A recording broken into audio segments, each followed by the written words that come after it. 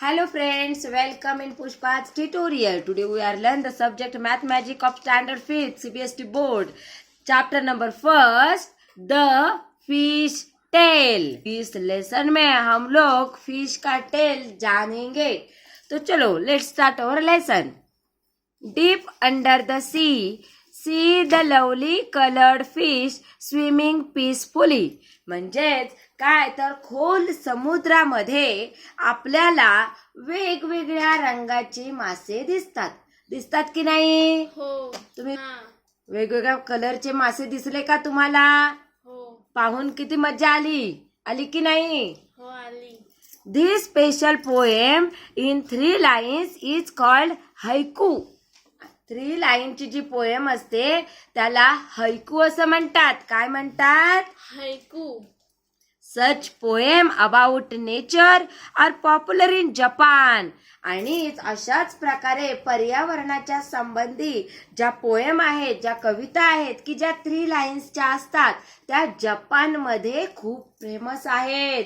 It means that These type of poems are popular or famous in Japan. मतलब कि Japan में इस तरह की 3 लाइन्स वाले पोएम फेमस है.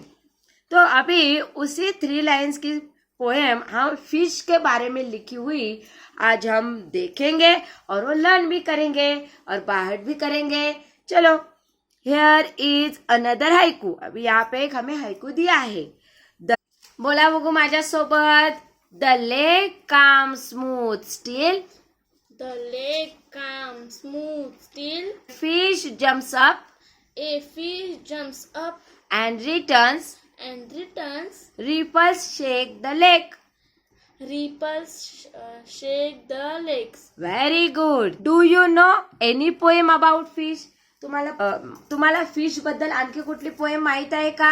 अभी हमें यहाँ पे अलग अलग तरह के अलग अलग रंग के फिश इस सी में एकदम मस्त शांति से तैरते हुए दिखाई दे रहा है. Here are some drawings made by children. यहाँ पे कुछ ड्राइंग है कि जो चिल्ड्रन ने बनाई हुई है. When you think of fishes, what shape come to your mind? मतलब तुम्हारे माइंड में फिश का जो कुछ शेप है वो तुम बना सकते हो, उसका ड्राइंग बना सकते हो. Try to use a square and a triangle to draw a fish. और फिश ड्रॉ करने के लिए स्क्वेयर का और ट्रायंगल का आपको यूज करना है और उसका यूज करके एक फिश का ड्राइंग बनाना है. Can you make this type of drawing? Yes, I do. Very good. आगे इस पार्ट में हमें यह दिया है कि look for fish design around you on cloth, in paintings, on mats etcetera.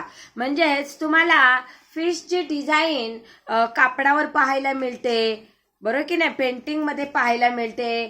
चटईवर देखील माशाच्या आकाराची ड्रॉइंग काढलेली असते. Means MEEN means a fish. And Meenakshi is a girl whose eyes looks like a fish. Can you think of someone who has such eyes? म्हणजे माशांच्या आकाराचे डोळे असलेली मुलगी तुम्ही कधी पाहिली आहे का? Yes. Okay. Draw a face with fish eyes. आणि मग काय करायचं, तुम्हाला त्या मुलीचा चेहरा काढायचा आहे आणि त्या चेहऱ्यावर माशाच्या आकाराचा किंवा माशाच्या डोळ्यासारखा डोळा काढायचा आहे. Fishes can have very different sizes. म्हणजेच माशांना वेगवेगळ्या प्रकारचे आकार असतात. काय असतात? आकार असतात. ही गोष्ट तुम्हाला पाठ करायची आहे, लक्षात ठेवायची आहे. Fishes can have very different sizes. The smallest fish is about 1 centimetre long.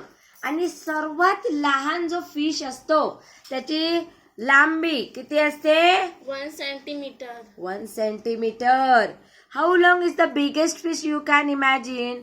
मग सर्वात मोठा जो फिश असेल त्याची किती लांबी असेल तुम्ही इमॅजिन करू शकता का? How many times longer is your big fish than the smallest fish. म्हणजेच तुम्हाला जर मॅक्सिमम लेंथ माहीत झाली की तुम्ही स्मॉलेस्टच्या साईज पेक्षा लॉंगेस्ट फिश साईज यांचं कंपॅरिझन करू शकता. The biggest fish is the whale shark. सर्वात मोठा मासा कोणता आहे? Whale shark. It is actually not a whale but is a big fish. म्हणजे हा खूप आणि खूप मोठा मासा आहे. बघा इथे तुम्हाला या चित्रामध्ये या व्हेल शार्कचा चित्र दिला आहे की तो दिसायला अशा पद्धतीने दिसतो. Whales are different from fish. Fish म्हणजे सर्वसाधारण माशापेक्षा व्हेल मासा हा जरा वेगळा असतो. Whales breathe like we do through their noses. बघा या व्हेल माशाला नाक असतं. काय असतो? नाक. जसं आपण नाकाने श्वास घेतो तसाच हा व्हेल मासा देखील आपल्यासारखाच नाकाने श्वास घेतो. But fish have no noses and they take in water not air. ते काय करतात? पाण्यातील ऑक्सिजन घेतात. त्यांना आपल्या माणसासारखा नाक नसतो. ते त्यांच्या कल्ल्यांच्या साह्याने पाण्यातील ऑक्सिजन शरीरामध्ये शोषून घेतात आणि कार्बन डायऑक्साईड बाहेर सोडतात. Whales give birth to babies. Whales काय करतो? बेबीला जन्म देतो. जसं माणूस बेबीला जन्म देतो तसंच व्हेल मासा देखील बेबीला जन्म देतो. But fish lay eggs. आणि जे सर्वसाधारण मासे आहेत ते मात्र अंडी घालतात. फक्त व्हेल मासा बेबीला जन्म देतो. The whale shark fish looks big and dangerous. Whale shark हा दिसायला खूप मोठा असतो आणि भयानक असतो. But it is quite harmless. परंतु तो कोणालाही धक्का पोचवत नाही, इजा करत नाही. It does not attack womans. तो वुमन्सवर अटॅक करत नाही, माणसावर हल्ला करत नाही. One whale shark was a long as 18 metre. म्हणजेच एक व्हेल शार्कची लांबी आहे 18 मीटर. किती आहे? 18 metre. Just think how long that is. तर मग विचार करा की तो किती लॉंग असेल, किती लांब असेल. Almost 12 children of your size standing one on top of the other. म्हणजे हे इथे दिसत आहे बघा आपल्याला. बघा एकावर एक असे मुलं उभी आहेत. तर असे तुम्ही 12 मुलं जेव्हा एकावर एक उभे राहाल तेव्हा तुमची जेवढी लांबी होईल तेवढी लांबी एका व्हेल शार्क माशाची आहे. And guess what is weight. आणि आता विचार करा, अंदाज लावा की त्याचं वजन किती असेल. Well much more than what 12 of you together weigh. तुमच्या 12 जणांचं वजन एकत्र केला ना तरी त्या वजनापेक्षा जास्त वजन त्या व्हेल शार्कचं असणार. Its weight was about 16,000 kg. किती आहे व्हेल शार्क माशाचं वजन? 16,000 kg. ओके. आता व्हेल शार्क विषयी तुम्हाला इन्फॉर्मेशन मिळाली. पहिली गोष्ट काय समजली व्हेल शार्क विषयी? Whale shark is very big fish. Second thing is that whales are different from the fish. Third thing is that whales breathe from noses, through the noses. Fourth thing is that whale gives birth to the babies. Fifth thing is that it looks like a dangerous and big. It is quite harmless. It does not attack on human. And next thing is that whale has 18 meter long length and its weight is 16,000 kg. Okay, are you getting about whale shark? Yes. Okay, learn this point and remember this. Then about how many kilograms do you weight? आता तुमचं weight किती आहे सांगा बरं. 35 kg or 40 kg? Like that. Then, so 12 children like you put together with weight about ... kg. मग जर तुमच्याच वजनाची 12 विद्यार्थी किंवा 12 मुलं एकावर एक उभी केली तर त्यांचं वजन किती येईल? मग काय करायचं? त्याला 12 ने मल्टिप्लाय करायचं, येईल ते आपला answer. Then, about how much more does the whale shark weigh than 12 children like you put together? मग हे 16,000 किलोग्राम एवढा जो वेल शार्क माशाचं वजन आहे तो तुमच्यापेक्षा कितीने जास्त आहे याचा आपल्याला अंदाज बांधता येईल. तर पुढे, the fish tail. To see the difference between whales and fish look carefully at their tails. आता बघा, वेलची टेल म्हणजे वेलची शेपटी आणि साध्या माशाची शेपटी यांमध्ये काही डिफरन्स दिसत आहे का तुम्हाला? Yes. Can you see that the fish tail stands flat along its body? Whale shark या माशाची शेपटी त्याच्या बॉडीच्या समान राहते का? No. Simply common fish tail lies his tail along the body. म्हणजेच काय, तर साध्या माशाची शेपटी ही त्याच्या बॉडीच्या सोबत राहते किंवा समांतर राहते, परंतु शार्कची शेपटी तशी राहत नाही. ती the tail of the whale almost looks like 2 legs. आणि जी वेलची जी शेपटी दिसते ती जशी काय त्याचे 2 पाय आहेत की काय, अशा पद्धतीत त्याची शेपटी दिसते. Can you spot the fish in the picture? तुम्ही स्पॉट करू शकता का? हा आहे वेल मासा आणि हा आहे सिंपल फिश. ओके.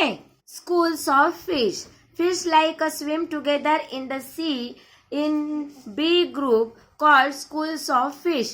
म्हणजेच काय, समजा एकाच ठिकाणी जास्त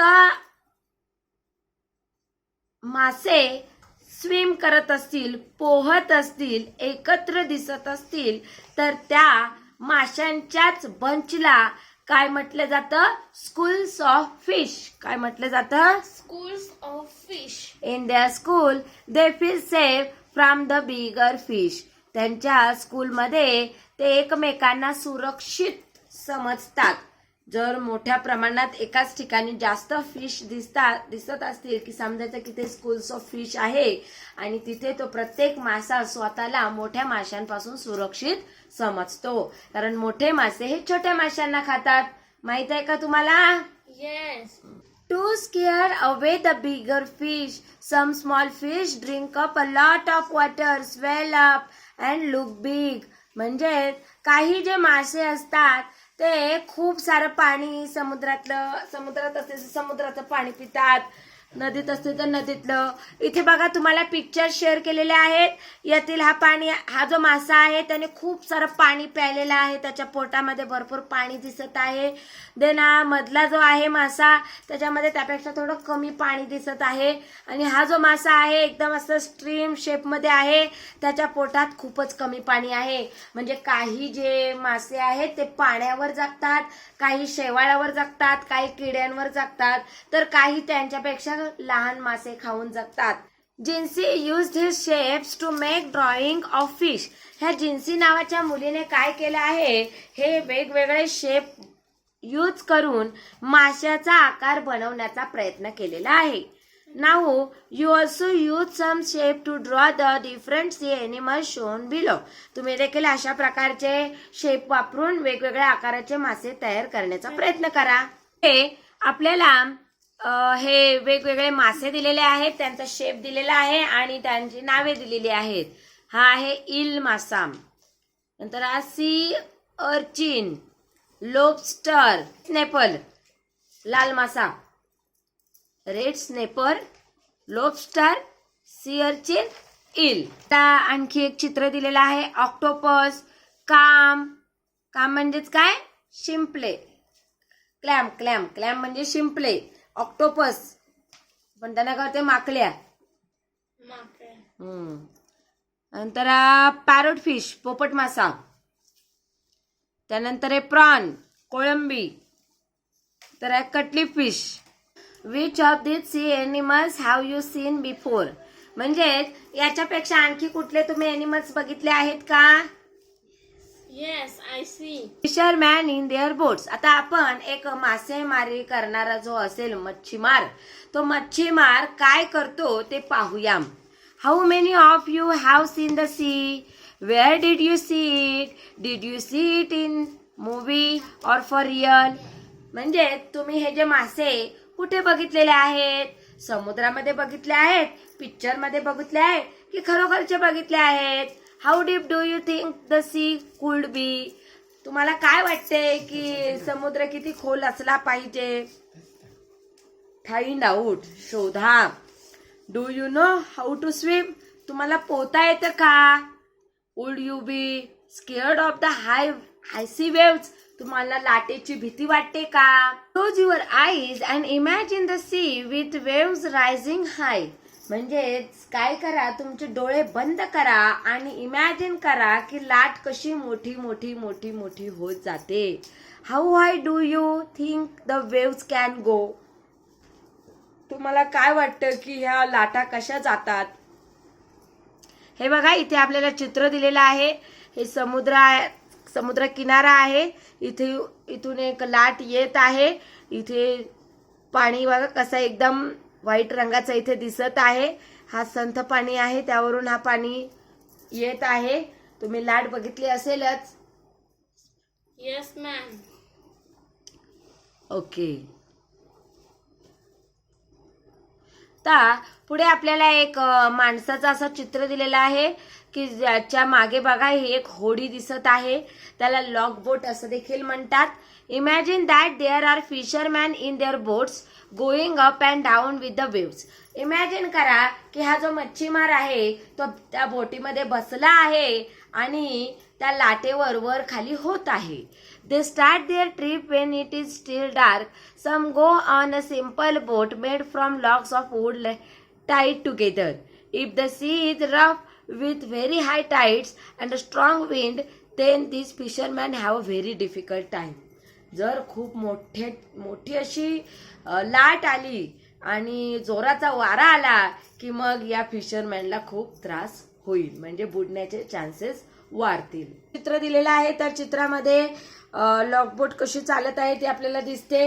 एक जण असं वल्व मारत आहे, बाकीचे दोघं एक जण उभा आहे. यामध्ये this lock boats do not go very fast. तर अशा प्रकारची बोट आहे ती व्हेरी फास्ट चालत नाही. If wind is helpful they travel about 4 kilometre in 1 hour. समजा ते वाऱ्याच्या दिशेने जात असतील तर एका तासाला 4 किलोमीटर इतका अंतर कापतात. आलं लक्षात? आणि जर वाऱ्याच्या विरुद्ध दिशेला जात असतील तर मात्र त्यांना तेवढं अंतर कापता येत नाही. How long will they take to go a distance of 10 kilometre. मग 10 किलोमीटरसाठी त्यांना किती टाइम लागेल?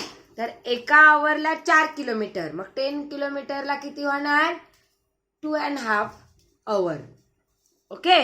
Guess how far you can go in 1 hour if you walk fast. समजा तुम्ही फास्ट चालत असाल तर तुम्हाला किती तास लागेल? फास्ट जर चालत असाल तर एका तासाला तुम्ही किती डिस्टन्स कव्हर कराल? तुम्ही तुमचं ट्राय करून बघू शकता. पुढे बघा, आपल्याला एक असा मुलगा दिलेला आहे की जो असं वर बघत बसला आहे. Fisherman can feel the wind and look at the sun to find out which way to go. तर आता हा एक फिशरमॅन आहे, तो सनकडे बघत बसला आहे की आता आपण कसं जायचं वाऱ्याच्या दिशेने, म्हणजेच नक्की कसं जायचं.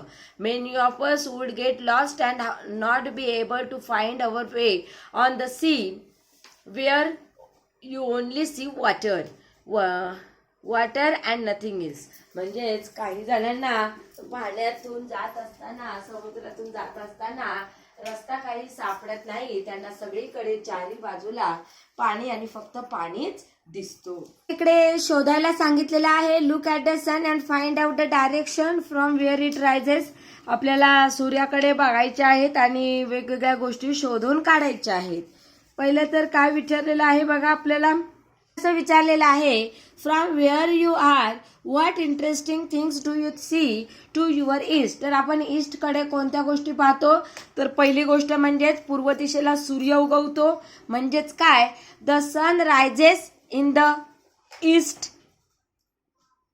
Sun rises in the East. east. I see the rising sun in the east. I see the orange red sky in the east during morning. तर दुसरं विचारलेलं आहे, name two things that are lying to your west. वेस्टला काय बघणार आपण? तर I see the setting sun in the west, म्हणजे सूर्यास्त आपल्याला पश्चिमेला दिसणार. The western sky looks orange red in the evening. आणि मग वेस्ट साईड आपल्याला ऑरेंज रेड कलरची दिसणार संध्याकाळच्या वेळेला. पुढे अजून काय? तर look at the different types of boats. तर वेगवेगळ्या टाईपच्या बोट्स आपल्याला बघायच्या आहेत. तर त्यामध्ये some boats have motors and go further into the sea. काही बोटींमध्ये मोटर असते.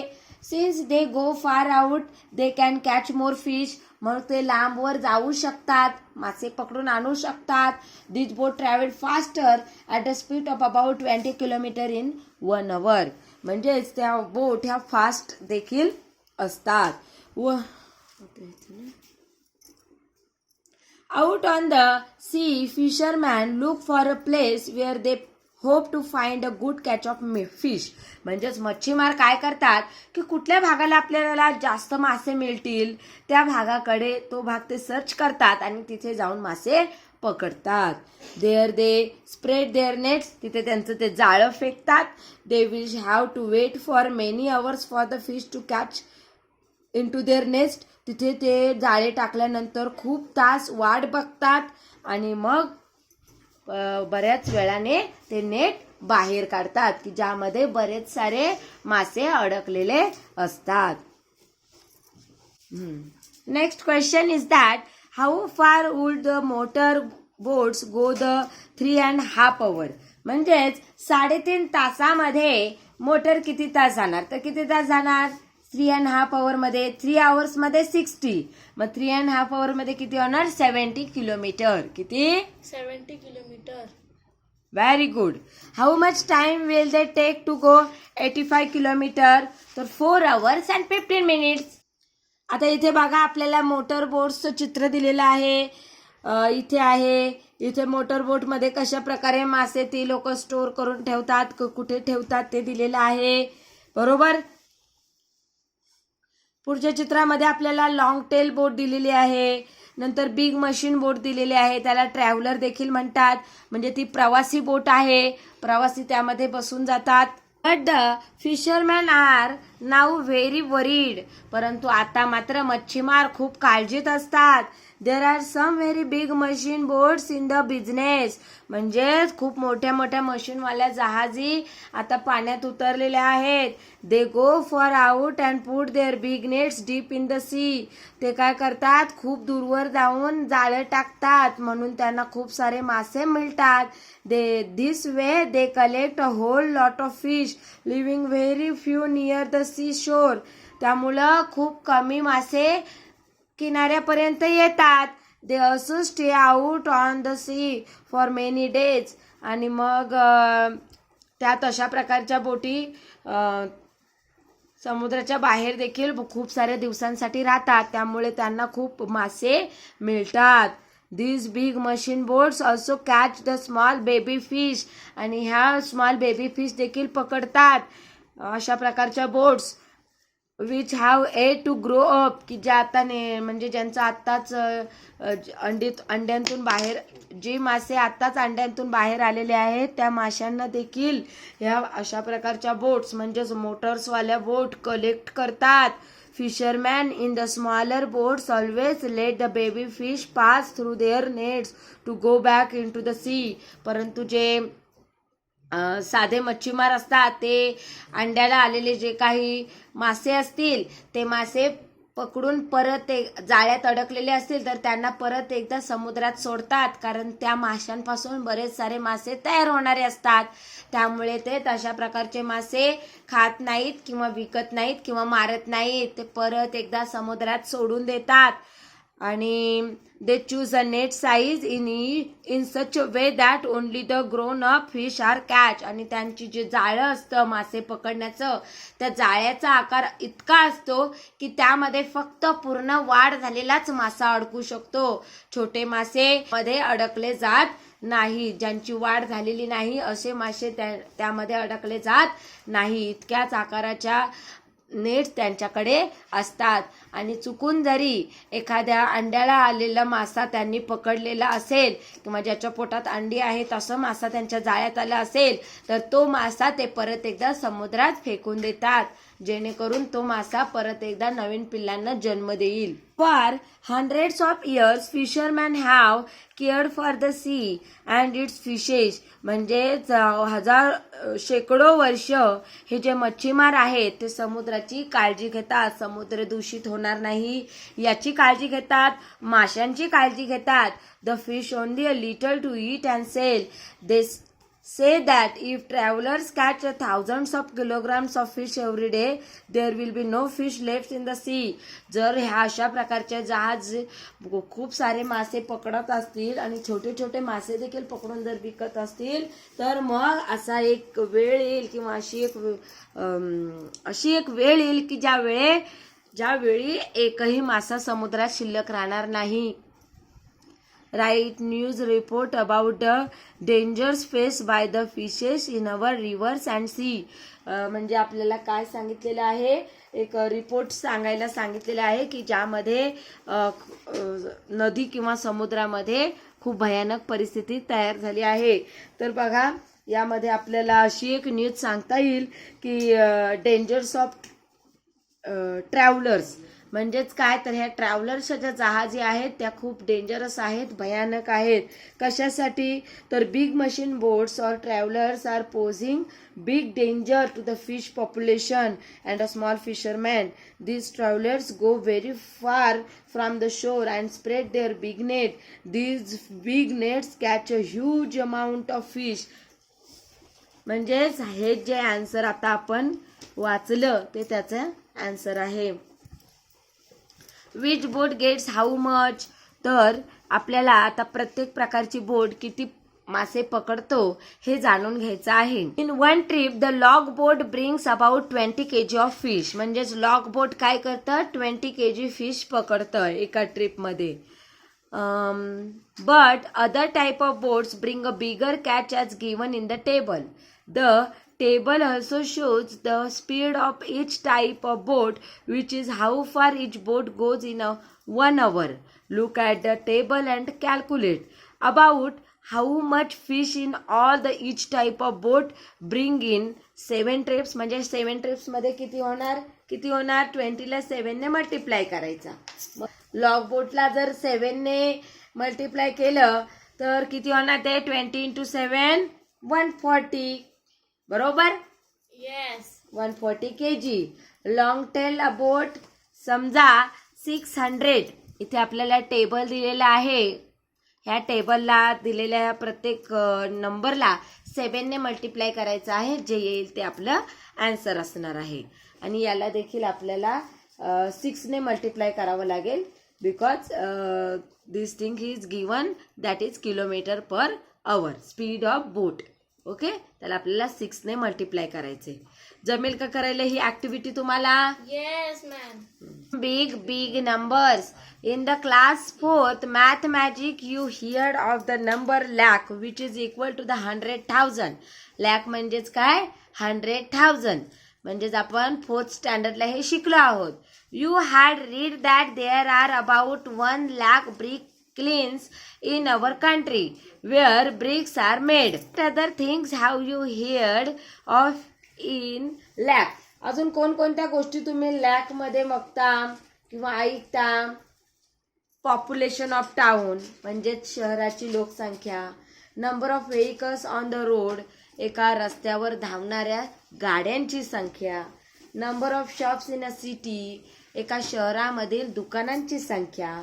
Number of workers in industry एखाद्या कारखान्यातील कामगारांची संख्या. या सगळ्या कशामध्ये येतात? लॅक्स मध्ये येतात. Write the number of 1000. 1000 number तुम्ही लिहू शकता का? Yes. किती शून्य असतात एकावर? 3. Very good. Now right 100,000. 100,000 म्हणजेच किती असतात ना एकावर? 5. Very good. So how many zeros are there in number of 1 lakh? Easy isn't it? Easy आहे की कठीण आहे? Easy आहे. Very good. There are about 2 lakhs boats in our country. Half of them are without a motor. What is the number of boats with a motor? आता total आपल्याकडे बोट आहे 2 lakhs. त्यातल्या अर्ध्या आहेत त्या मोटरवाल्या आहेत. मग 2 lakhs मधून 1 lakh गेले किती राहणार? 1 lakh. Very good. About 1/4 of the boats with the motor are big machine boats. How many thousands machine boats are there? Come on, try to do it without writing this down. आता इथे बघा आपल्याला you might wonder about the number of people whose lives are related to fish. In all there are about 100 lakh worker who catch fish, clean and sell them, make and repair nets and boats, etc. We also have a name for this big number. 100 lakh is called crore. 100 lakh लाच काय म्हणतात? Crore. छोटीशी practice time दिलेला आहे. Where have you heard of a crore? What was the number use for? आता क्रोर हा शब्द तुम्ही कुठे ऐकला आहे? कोणत्या संख्येसाठी ऐकला आहे? सांगा बरं. द प्राइस ऑफ प्रॉन्स म्हणजेच हिऱ्याची किंमत. Population of India. बरोबर ना? Yes. That are the measures in crores. Try writing the number 1 crore. Don't get lost in all the zeros. म्हणजे 1 crore वर किती झिरो येणार सांगा बरं. 7. Very good. Fish market. आता मार्केटमध्ये जाऊया आणि मच्छीची किंमत पाहूया. Have you been to fish market? तुम्ही कधी फिश मार्केटमध्ये गेला आहात का? Yes, I go. If you have, then you might know why a very noisy place is something called a fish market. म्हणजेच जेव्हा कुठे एखादा गोंधळ भरला असेल तेव्हा आपल्याला पटकन बोललं जातं, काय त्या मच्छी मार्केट भरलंय? बोलतात की नाही? मच्छी मार्केटमध्ये आपल्याला नॉईस म्हणजे खूप सारी लोक बोलत असताना तो गोंगाट आपल्याला ऐकायला येतो. तर का? The fish market is busy today. Bargaining करत असतात. फिश मार्केटमध्ये बार्गेनिंग म्हणजेच काय? किमती प्रत्येक माशाच्या किमती करत असतात. म्हणून तिथे खूप प्रमाणात गोंगाट असतो. Many boats have brought a good catch. The fisherwomen are shouting out their prices to the buyers. आणि ज्या मासे विकण्यासाठी ज्या स्त्रिया बसलेल्या असतात त्या विकत घेणाऱ्याला ओरडून ओरडून माशांची किंमत सांगत असतात. Minnie said, come here, take sardines at rupees 40 kg. 40 kg म्हणजेच 40 रुपये किलो. काय? 40 रुपये किलो. नंतर ग्रेसी म्हणते नेव्हर सो चीप. गेट स्वॅड फिश फॉर रुपीज 60 kg. 60 रुपये kilo. Floramma sells prawns for rupees 150 kg. 150 रुपये kilo. Kuruthamma sells squid for rupees 50 kg. 50 रुपये kilo. Look, Fazila can hardly carry this big fucking fish. She says, this fish weighs 8 kg. I will sell the whole for rupees 1200. म्हणजे 1200 रुपयाला मी हा विकणार आहे 8 किलोचा मासा. तर आपल्याला प्रॅक्टिस टाइम दिलेला आहे म्हणजे थोडं कॅल्क्युलेशन करायचं आहे. At what price per kg did Fazila sell the kingfish? की म्हणजे फाजिलाचा 8 किलोचा मासा आहे. किती? 8. बरोबर. ती कितीला विकणार आहे? 1200ला विकणार आहे. मग काय करायचं? ह्या 1200ला 8 ने डिवाइड करायचं. हे असं. ओके. 8 1 8. आता 12 - 8 किती होणार? 4. right? Yes. Then I carry here 0. Then 8 5 are 40. I write here 40. And this 0 I carry here. So the price of kingfish for per kg is what? 150 rupees. हे असं तुम्हाला फाइंड आउट करायचं आहे. आता नेक्स्ट क्वेश्चन आपल्याला काय विचारलेला आहे? Floramma has sold 10 kg prawns today. म्हणजेच तिने 10 किलो कोळंबी विकली आहे. How much money did she get for that? जर तिने 1 किलो कोळंबी 150 रुपयाला विकली असेल तर 10 किलो कोळंबीचे तिला किती रुपये मिळणार? तर काय करायचं? गुणाकार करायचं. म्हणजेच 150 मल्टिप्लाय बाय 10. 10 0 0. 10 5 जा 50. 50 चं 5 लिहिलं, 5 कॅरी केले, 0 लिहिले. देन 10 1 जा 10. 10 प्लस 5 15. म्हणजेच तिला 10 किलोचे 1500 रुपये 1500 rupees can get to the what? Floramma. फ्लोरामाला 10 किलो कोळंबीचे 1500 रुपये मीन्स 1500 रुपीज मिळणार. तर पुढे काय विचारलेलं आहे? Gracie sold 6 kg swordfish. आता ग्रेसीने काय केलं आहे? 6 किलो स्वॅडफिश विकलेले आहेत, बरोबर. 1 किलोचे तिने 60 रुपये घेतलेले आहेत. मग 6 kgचे किती घेणार? काय करणार इथे? मल्टिप्लिकेशन. Very good. मग करूया मल्टिप्लिकेशन. 3 multiply by 6. 6 0 0. 6 6 जा 36. 6 6 जा 36. म्हणजेच तिला 6 kgचे 360 रुपीज मिळणार. समजलं तुम्हाला? हे प्रॅक्टिस Yes. आहे. बाशीर हॅज रुपीज 100. तर बाशीरकडे 100 रुपीज आहेत. ओके. आता त्यापैकी काय केले तिने? 1/4 कशावर खर्च केलाय? स्क्विडवर. 1/4 म्हणजेच या 100ला 1/4 ने मल्टिप्लाय करायचा. मग किती उत्तर येते ते सांगा मला. करूया डिवाइड. 100 divided by 4. तर हे 10 आहेत. 10 पेक्षा लहान नंबर, 10 पेक्षा small number in the table of 4th is what? 4 2 जा 8. I write here 8. -8 2. हे वरतून 0. 4 5 जा 20. म्हणजेच किती आले आन्सर याचं? हे 25 रुपीज.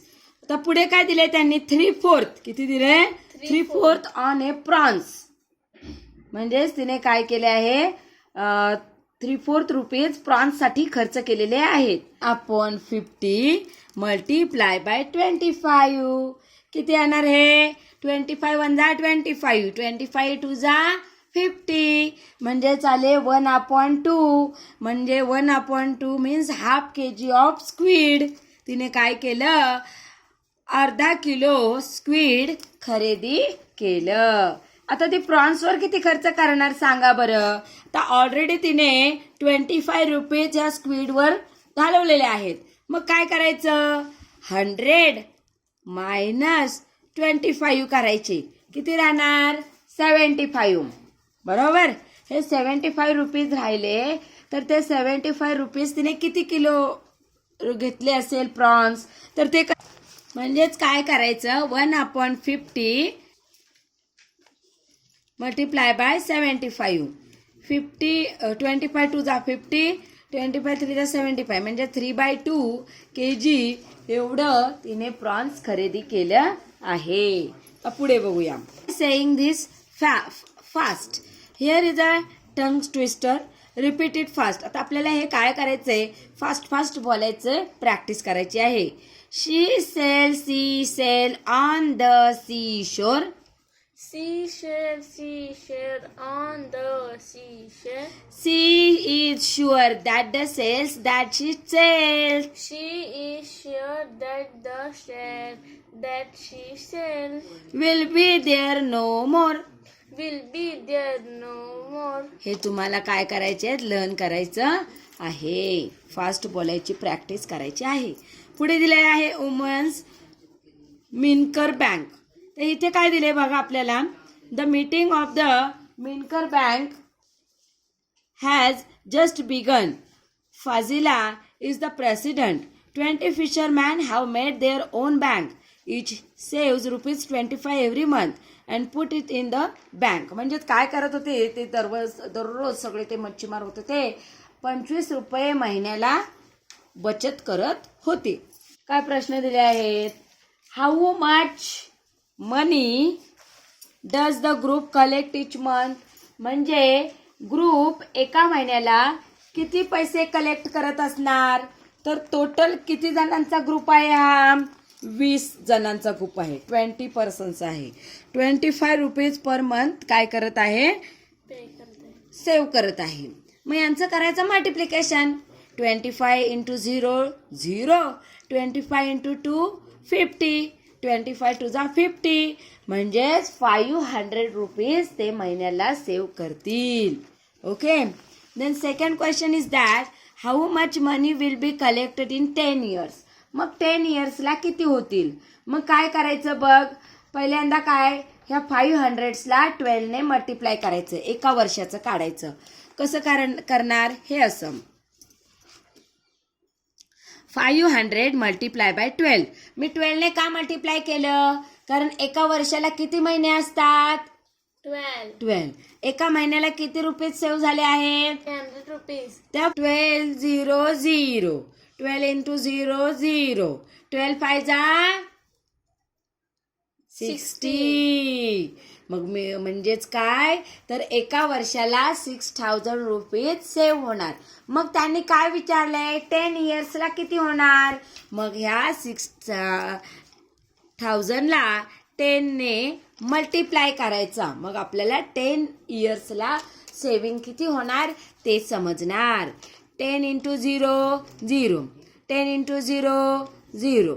10 इंटू 0 0. 10 6 जा 60. म्हणजे ₹60,000 10 yearsला कलेक्ट होणार. काय time Gracy needs money to buy a net. आता ग्रेसीला पैशांची गरज लागली आहे. Jansi and her sister want to buy a log boat. आणि झान्सी आणि तिच्या बहिणीला एक लॉग बोट विकत घ्यायची आहे. So they take a loan from their bank. आणि म्हणून त्यांनी बँकेतून लोन काढलं आहे. They will return it with interest. आणि मग ते बँकेला व्याजासहित परत करणार आहेत. Gracy took a loan of ₹4,000 to buy a net. ग्रेसीने काय केलेलं आहे ₹4,000 लोन घेतलेलं आहे जाळं विकत घेण्यासाठी. She paid back ₹345 every month for 1 year. तिने एक वर्षासाठी प्रत्येक महिन्याला ₹345 इतका व्याज भरला आहे. How much money did she pay back to the bank. म्हणजे तिने बँकेला टोटल किती रुपये दिले आहेत ते आपल्याला काढायचे आहेत. एका महिन्याला किती दिलेले आहेत ₹345. मग एका वर्षाला किती होणार. एका वर्षाचे महिने किती 12. Very good. मग मी काय करणार या 345ला 12ने मल्टिप्लाय करणार. 12चा टेबल येतो का तुम्हाला. Yes. Speak it. 12 1 the 12, 12 2 the 24, 12 3 the 36, 12 4 the 48, 12 5 the 60, 12 6 the 72, 12 8 the 84, 12 and the 9, 12 8 the 96, 12 5 जा व्हॉट 60. मग मी इथे 60चा हा युनिट डिजिट आहे तो लिहिणार बरं का. नंतर 6 घेणार आउटसाइडला. ओके. देन 12 4 जा 48. 48 प्लस 6 व्हॉट करायची बेरीज. 48 प्लस 6 किती होणार 14. 40. बरोबर ना. मग किती येणार 54. मग 4 इथे लिहायचा 5 आउटसाइडला घ्यायचे. 12 3 जा 36. 36 प्लस 5 किती होणार 41. म्हणजेच काय होणार ती वर्षाला मीन्स एका इयरला किती रुपीज बँकेला देणार? 4,140. And she and her sister took a loan of rupees 21,000 to buy a logboat. आणि झांशीने काय केलं? 21,000चा लोन काढला लॉगबोट तयार करण्यासाठी. They paid back a total of rupees 23,520 in 1 year. आणि ती एका वर्षाला 23,520 एवढं व्याज ती बँकेला जमा करत होती. तर how much did they pack back every month? मग ते पे बॅक एव्हरी मंथ म्हणजेच तिने एका महिन्याला किती केलं, किती पे केलं. मग अशा वेळी काय करायचं असतं? जेव्हा आपल्याला मोठी रक्कम दिलेली असते तेव्हा आपण डिवाइड करायचं असतं. काय करायचं असतं? डिवाइड. ओके. तर 23 पहिले 2 डिजिट कन्सिडर करायचे. 23 पेक्षा लहान डिजिट 12च्या टेबलमध्ये कोणता आहे? 12 1 जा 12. मग 23 मायनस 12 व्हॉट? 11. ते 5 वरून मी कॅरी केले. 115 एवढं आलं. तर 12 9 जा 108. राईट? 115 minus 108 what? नाही, हे वरून 2 आपण कॅरी केले. पुढे 72 आले. 12 6 जा व्हॉट? 72. बरोबर की नाही? मग 72 मायनस 72 0. आता यावरून 0 कॅरी केला. किती राहणार? ते 0 0. म्हणजे किती आले आपले रुपये? 1,960 रुपीज. बरोबर? एवढे रुपीज ते पर मंथ पे केलेलं असणार. Earlier women did not go on the boat to fish, but now Jhansi and some others are going on the boats during the day. Things are changing now and their bank helps them. They have also got a special bus to take their baskets full of fish. आता ह्या स्त्रिया देखील काय करतात? फिशिंगला जातात, म्हणजेच मासे पकडायला जातात. बघा इथे आपल्याला या चित्रामध्ये दिलेलं आहे. Why don't we start a new fish drying factory? आता आपण नवीन फॅक्टरी का चालू करत नाही? The women and Menkar Bank also want to start a factory to dry fish. म्हणजे मासे ड्राय राहण्यासाठी ती एक नवीन फॅक्टरी, ते स्त्रिया नवीन फॅक्टरी तयार करण्यासाठी त्या मेनकर बँकमध्ये गेल्या आहेत. आता बघा त्यांनी कसं त्यांना गाईड केलं आहे. The panchayat has given them some land for them. पंचायतीने काय केले आहे? त्यांना त्यासाठी जागा दिली आहे. Over the years they have save rupees 74,000. त्यांनी वर्षाला 74,000 एवढे पैसे सेव्ह केलेले आहेत, बट वाचवले आहेत किंवा उत्पन्न त्यांनी काढलेलं आहे. They find out how much they will need for the factory. आता त्यांना फॅक्टरीसाठी किती खर्च येणार ते शोधत आहे, फाइंड आउट करत आहेत, काढत आहेत. Fazila writes the things they need to be buy to begin. फाजिलाने काय केलं आहे? कोणकोणत्या गोष्टी लागणार त्याची तिने लिस्ट बनवलेली आहे. See the table for the cost of each item and the number of items they want to buy. आता त्याने ॲटम्स काढलेले आहेत आणि किती नंबर ऑफ पाहिजे ते लिहिलेले आहेत. आता तुम्हाला त्यांची किंमत काढायची आहे आणि मग टोटल कॉस्ट फाइंड आउट करायची आहे. इथे बघा त्यांनी काय काय ॲटम दिले. ॲटम पहिला दिलेला आहे borewell for fresh water. Fresh वॉटरसाठी बोरवेल पाहिजे, तर एकाची प्राइस आहे 3,000. त्याला एकच पाहिजे म्हणून ती तिथे 3,000 आलेली आहे. पुढे bamboo rack for fish drying. Bamboo rack हवा आहे, एकाची प्राइस आहे 2,000. Total 20 number of bamboo racks पाहिजे म्हणून तिथे 20 मल्टिप्लाय बाय 2,000 केलं, 40,000 आलं, ते इथे लिहिलं आहे. त्यानंतर आहे सिमेंट टँक. सिमेंट टँक, एका सिमेंट टँकची किंमत आहे 1,000. टोटल 4 सिमेंट टँक पाहिजे, तर 1,000 multiply by 4 what? 4,000. Then tray and knife पाहिजे, तर एका ट्रे आणि नाईफची किंमत आहे 300. टोटल 20 पाहिजे, मग 20 मल्टिप्लाय बाय 300 आला आहे 6,000. देन बकेट्स पाहिजे, एका बकेटची किंमत आहे 75 रुपीज. टोटल 20 बकेट्स पाहिजे, 20 multiply by 75 it's 1,500. Then I total these terms, the total will become 54,500. पुढे काय दिलेलं आहे? When fresh fish is dried it becomes 1/3 its weight. In 1 month, they plan to dry 6,000 kg of fresh fish. How much dried fish will they get in month? तर 2,000. म्हणजेच या 6000ला 3ने divide केलं तर मग 2000 आलं. पुढे बघा आपल्याला काय दिलेलं आहे. Floramma let's first calculate for 6 kg of fresh fish. त्याने पहिल्यांदा काय केलेलं आहे. We buy fresh fish for ₹15 per kg आणि sell dry fish for ₹70 per kg. म्हणजे ₹15 kgचे फिश विकत घेतले ₹15नी आणि विकले ₹70नी. मग आता आपल्याला त्या किमती फाइंड आउट करायच्या आहेत. इथे 6 kgचं फिश घेतलेलं आहे. ते ड्राईड केल्यावर किती kg बनणार. 2 kg. किती ते 2 kg. कारण याला 3ने डिवाइड केला 6ला की 2 येणार. नंतर for 6 kg fresh fish we have to play. आता 6 kgचं एका kgचं किती आहे ₹15 बरोबर. मग याला 15ने मल्टिप्लाय करायचं येईल ते आपलं उत्तर. Then we will sell 2 kg of dried fish and get. आता एका kgची किती आहे ₹70 बरोबर की नाही. मग 70ने मल्टिप्लाय केलं की किती येणार ₹140. ओके. पुढे so if we dry 6 kg fresh fish we will earn 140 minus 90.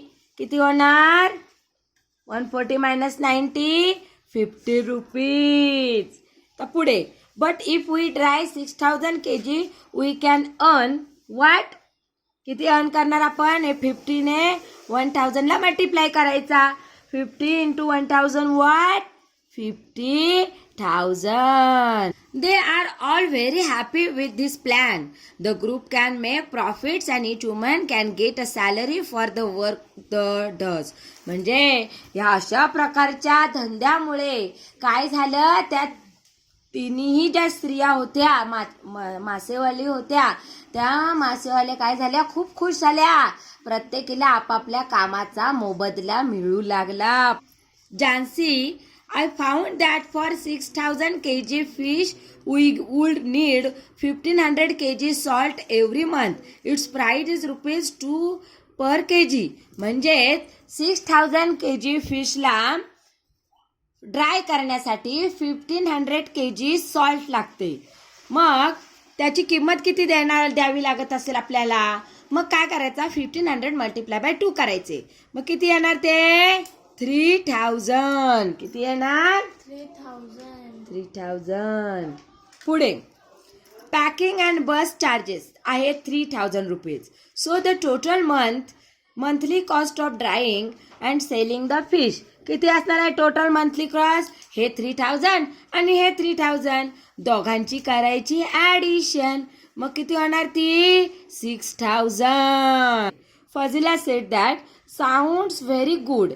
Our calculation tell us that every month our bank will earn ₹44,000. आणि ह्या सगळ्यांचा जर हिशोब केला तर आपल्याला 44,000 एवढा फायदा होत आहे. 44,000ला 3ने डिवाइड करायचा येईल ते प्रत्येकीच्या हिशोबातले पैसे. प्रकारे आपला हा लेसन कंप्लीट झालेला आहे. मला वाटते तुम्हाला हा लेसन समजला असेलच. असेच पुढचे लेसन समजून घेण्यासाठी आपला चॅनल नक्की सबस्क्राईब करा. थँक्यू.